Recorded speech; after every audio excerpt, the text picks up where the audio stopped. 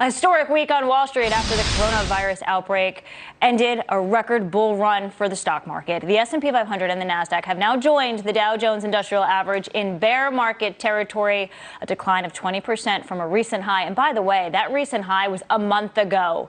Are we in a recession? Jim Russo, Chief Investment Strategist at Altruist Capital Management, is here with us now. Jim, are we in a recession? Capital Economics says this coronavirus could force contraction of 4% in the second quarter and then again in the third quarter. Yeah, that's a recession. I do believe that we're in a recession. We just don't know it yet, and it won't be official yet until we are able to look back at it.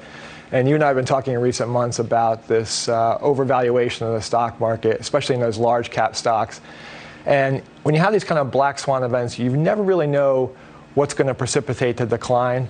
If you look back, I was likening those large cap stocks to the Nifty 50 in the late 60s, and it took years before the 1973-74 energy crisis to collapse, where we had a 50% correction, much like the 50% corrections we had during the dot-com bubble and the financial crisis to kind of get things back. I think what people want to know right now as they look, or maybe don't look at their 401ks, because the decline has been precipitous, and people are trying to cover positions that they're selling gold in order to do that, so that safe haven is even down in a drastic way right now. It's fear. I mean, the VIX index, highest level since the crisis.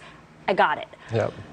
But do you see this being something that does affect the banks, that does affect credit and liquidity, or is this completely medical? Yeah, now we're seeing a seizing up because the medical issue is causing abject fear.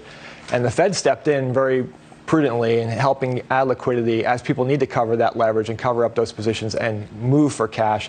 And it's going to take very bold action on the fiscal side, too, which it looks nice. You know, remember, Nancy Pelosi and Democrats got along with the Bush administration to get something together, and I think you're going to see that type of bold action also. Will we see it today? Hopefully is that for investor sentiment right now? It's absolutely imperative that they get that done.